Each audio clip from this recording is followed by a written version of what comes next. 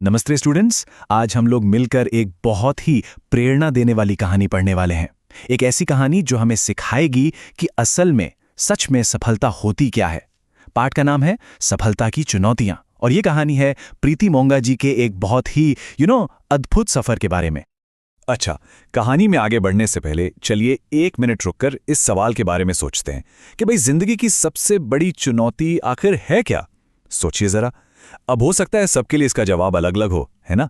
लेकिन मैं ये यकीन से कह सकता हूं कि आज का ये पाठ ये हमें मुश्किलों को देखने का एक बिल्कुल ही नया नजरिया देने वाला है। तो आज के हमारी इस डिस्कशन में हम क्या क्या कवर करने वाले हैं। सबसे पहले पाठ का एक इंट्रोडक्शन लेंगे, फिर जानेंगे कि प्रीति मोंगा जी कौन हैं, उनके जीवन की पहली चुनौती क्या थी, कैसे वो अंधकार से प्रकाश की ओर बढ़ीं और उनके लिए सफलता का असली मतलब क्या है, और आखिर में उनके जीवन से हमारे लिए क्या संदेश है। मतलब हम प्रीति जी की पूरी कहानी को स्टेप बाय स्टेप समझेंगे ताकि हम उनके पावरफुल मैसेज को अच्छे से महसूस कर पाएं। तो चलिए शुरू करते हैं। सबसे पहला और जरूरी सवाल यह है कि हम जो पाठ पढ़ रहे हैं यह असल में लिखा किस तरह से गया है, मतलब इसकी विधा क्या है। तो ये जो पाठ है ना, ये एक साक्षात्कार है, मतलब एक इंटरव्यू। अब ये फॉर्मेट खास इसलिए है क्योंकि इसमें हम प्रीति जी की कहानी, उनके विचार, उनके अनुभव, सब कुछ सीधे सीधे उन्हीं के शब्दों में सुनते हैं। कोई मिलावट नहीं, बात सीधी दिल तक पहुंचती है। तो चलिए अब मिलते हैं इस कहानी की असली हीरो से, एक ऐसी महिला जिनकी हिम्मत की मिसालें दी जाती हैं, प्रीति मोंगा जी। और ये जो बात उन्होंने कही है ना, ये एक तरह से इस पूरे पाठ का निचोड़ है, इसका सार है। प्रीति जी के लिए कामयाबी क्या है? उनके लिए सक्सेस का मतलब मंजिल पर पहुंचना नहीं है, बल्कि रास्ते में आने वाली हर मुश्किल का, हर चुनौती का डटकर सामना करना है। असली जीत इसी में है, ऐसा वो मानती हैं। देखिए, उनका जीवन का सफर बिल्कुल भी आसान नहीं था, बल्कि इसकी शुरुआत तो बचपन में ही एक ऐसी बड़ी चुनौती से हुई जिसने मानो उनकी पूरी दुनिया ही बदल के रख दी। ये टाइमलाइन हमें उनके स्ट्रगल को दिखाती है। देखिए, सिर्फ 6 साल की उम्र में पता चला कि आंखों में एक बीमारी है, फिर भी हिम्मत नहीं हारी। एक आयरिश नन थी, उनकी मदद से 8वीं क्लास तक पढ़ाई चलती रही, लेकिन सीनियर कैम्ब्रिज के टाइम पर उनकी आंखों की रोशनी पूरी तरह से चली गई। जरा सोचकर देखिए, एक टीनेजर के लिए ये कितना कितना बड़ा झटका रहा होगा। अब ऐसे मुश्किल समय में उनके माता पिता का जो रोल था ना, वो बहुत ही कमाल का था। उन्होंने प्रीति पर कोई तरस या दया नहीं दिखाई, बल्कि उन्हें और मजबूत बनाया। घर का माहौल एकदम नॉर्मल रखा, जैसे कुछ हुआ ही ना हो।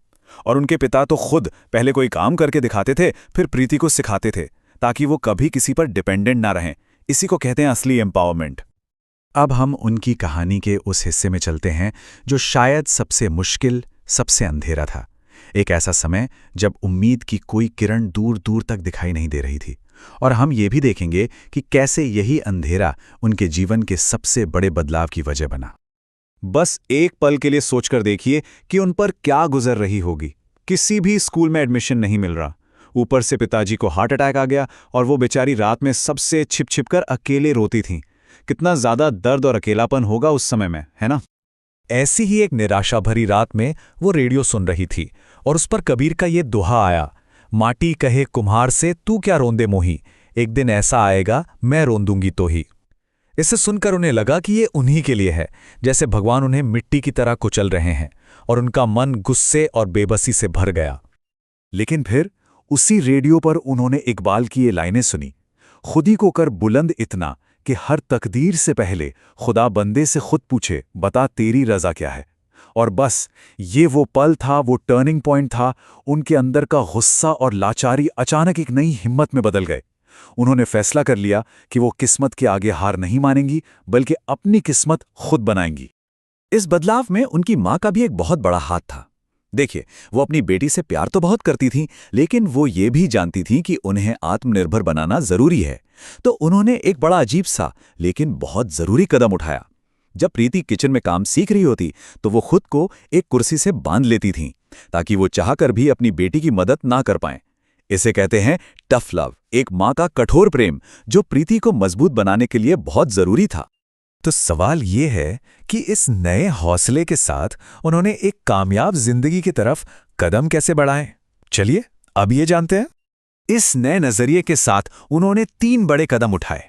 सबसे पहला था पॉजिटिव थिंकिंग, मतलब उन्होंने इस बात पर रोना बंद कर दिया कि क्या चला गया, और इस बात पर ध्यान दिया कि उनके पास क्या है।